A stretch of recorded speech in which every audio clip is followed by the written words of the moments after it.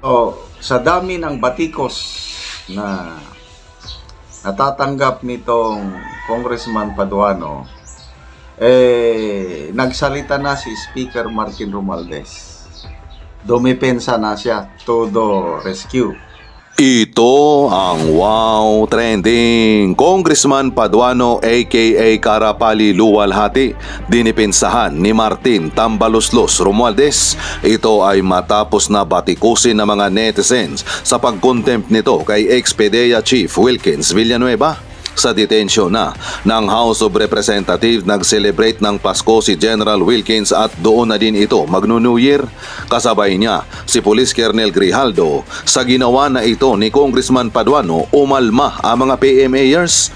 Kasama na dito ang mga kasamahan ni General Wilkins na PMA Class 1988 at hindi rin nakaligtas si Congressman Paduano sa mga netizens. Nalaman tuloy ang sikreto ni Paduano na isa pala itong commander ng rebuilding grupo na Alex Bungkayaw Brigade at isa ang grupo ni Congressman Paduano na gumurgor sa mahigit na 50 ka mga AFP at PNP personnel. Pinagmumura pa nga ng mga netizens si Congressman Paduano sa comment section at sa katunayan ay apektado lahat ngayon ang survey sa pagtakbo ng mga miyembro ng Quadcom sa taong 2025. Kulelat sa survey sila si Congressman Dan Fernandez, Congressman Benny Abante at pati na rin si Congressman Joel Chua. To the rescue naman ang House of Representatives at nagpropose pa ng congressional inquiry dahil daw sa rampant posting of false and malicious content sa social media platforms. Ang author ng resolusyon na ito na number 2147 ay si Senior Deputy Speaker Aurelio Dong Gonzales Jr.,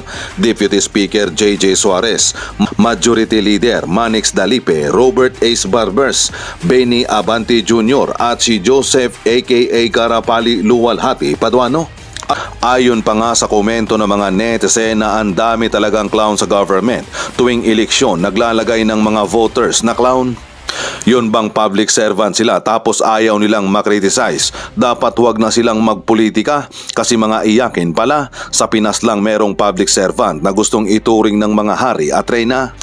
Hahabol ng batas sa mga bopol para i-restrict ang mga ads against sa kanila. Patalo na kasi, hahanap na ng paraan.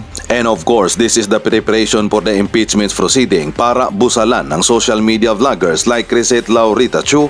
Ang ingay-ingay mo daw kasi hindi sila makastick to the plans, ang mga crooks at tambaloslos. Magandang araw mga kaibigan.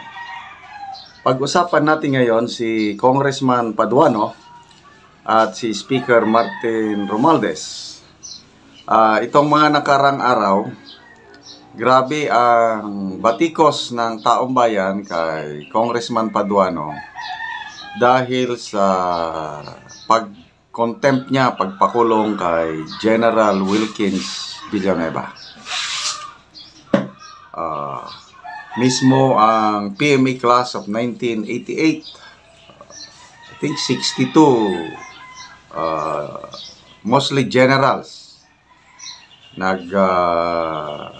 perma ng manifesto expressing their support to General Wilkins Villanueva at kinokondena nila yung pagpakulong sa kanilang classmate.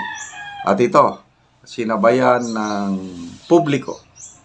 Naglalabasan na ang mga record, mga nagawa ng Alex Bungkayaw Brigade na pinanguluhan ni Congressman Paduano nung nasa kabila pa siya. So, sa dami ng batikos na natatanggap nitong Congressman Paduano, nagsalita na si Speaker Martin Romualdez. Dumipensa na siya, todo rescue. Ito, yung statement niya, basahin ko ha. Ipinost ng Starlight. Sabi ng speaker, ginagawa lang niya ang trabaho niya. Parang nagiging Truth Commission na ngayon ang Quad Nagiging Truth Commission na ngayon yung mga efforts natin dito sa Congress. Because this is the place, itong venue natin, yung forum where we can come out and ferret out the truth. Wow! Yun po. So, trabaho lang daw yun ni Congressman Paduano. So, bakit nagsalita si Speaker Romualdez? Siguro, I don't know kung makakatulong ba ito kay Paduano? Maibsan ba ang galit ng taong bayan kay Paduano and Quadcom as a whole? Ang unang sentro ng lately ang nagreklamo si Congressman Ace Barbers, ang chairman ng Quadcom. 'Di ba? Humihingi na siya ng tulong sa NBI para imbestigahan, then later on kasuhan ang mga vloggers na bumabatikos sa Quadcom. So as a whole, nababatikos sila. And then, ito ngayon, lately, singled out si Congressman Paduano, binabatikos ng iba't ibang sektor ng society dahil nga sa pagpakulong kay So, Truth Commission daw, yung Quadcom. Ano yung Truth Commission? Yun po yung Agraba Truth Commission or Agraba Fact-Finding Commission na binuo ni late President Marcos Sr. after the death of former Senator Benigno Aquino. Yan. Ang tagal na investigasyon yan. So, anong nalaman nilang katotohanan? Wala rin. Hindi pa rin natukoy sinong mastermind sa pagkamatay ni Ninoy Aquino. So, ito daw, ang Quadcom daw is Truth Commission to ferret out the truth. Kaya, kung totoong Truth Commission ito, bakit ang taong bayan, marami ang galit sa Quadcom? Tignan nyo ngayon yung mga na-involved sa Quadcom, alanganin na sila, dihado na sila sa example, si Congressman Benny Abante.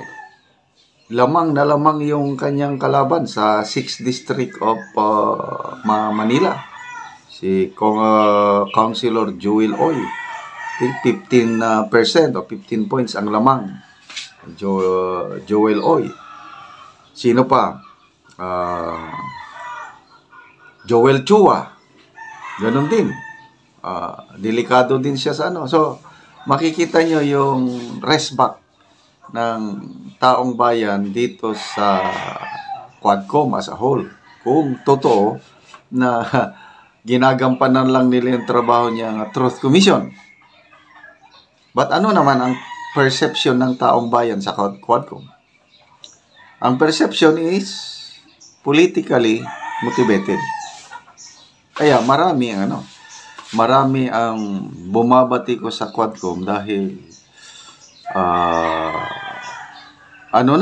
nagkaroon na ng sa Court of Public Opinion.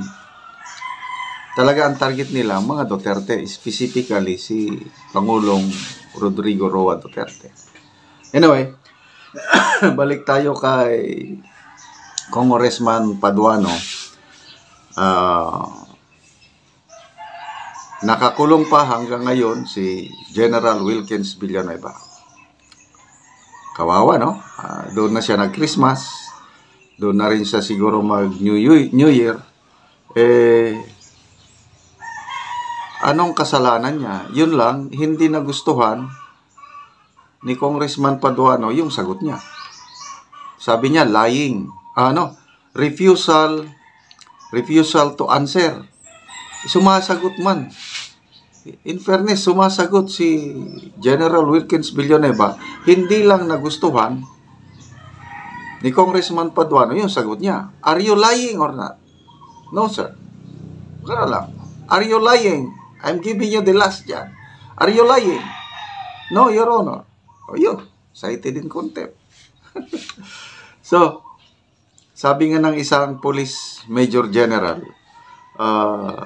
ano daw, pwede daw magkaroon ng trabaho si Congressman Paduano sa NBI as forensic expert. Kasi mayroon siyang special skill to determine who is lying and not lying. Hindi mo na kailangan dumaan sa lie detector test. Si Congressman Paduano, just mere instinct, ma-determine niya na yung ano, kasi yun ang kanyang skill daw eh. So, ganon katindi itong Quadcom ngayon, yung hindi nila makursunadahan ang sagot. Yun na, kulong na. But anyway, sabi nga ni Senator Bato, may hangganan ang lahat. There's always a time of reckoning. So, to General Wilkins Villanueva, konting tiis lang. Isama na rin natin si Colonel Grijaldo. Ganon din, may napanood akong parang video message niya. Nasa loob siya ng kulungan eh. Nagsasalita na sarap sanang makapiling ang pamilya. Sabi niya, kailang nandito ako ngayon sa kulungan. May nag-post na ito na daw si General Villanueva and Colonel Grijaldo, sila new heroes sa mga men in uniform. Kasi sila yung tumindig para sa prinsipyo. Alam nyo, kung hindi nagsalita si Colonel Grijaldo sa Senate hearing, hindi niya binulgar yung nangyari sa kanya na kinonvince siya na aminin na may reward system. Kaya ay sana ang buhay niya ngayon. So bakit siya, kaya sabi nga yan, nung bago siya mag-bulgar sa nalalaman niya, magiging abnormal na ang buhay ko. But so be it. Iyon, nakakulong siya ngayon. So kung hanggang kailan sila makukulong, so sana naman, maawa na rin ang... So mag-ingay lang tayo. Manawagan lang tayo nga sana palabasin na. I don't know kung ilan pang nakakulong sa Quadcom, yung pinakulong pinakalately, Major Laraga, sina Cassandra Ong, sino pa yung baka hopefully itong dalawa na lang ang nakakulong, General Wilkins Villanueva and Colonel Grijaldo na lang. So sana malampasan nila itong pagsubok sa kanila.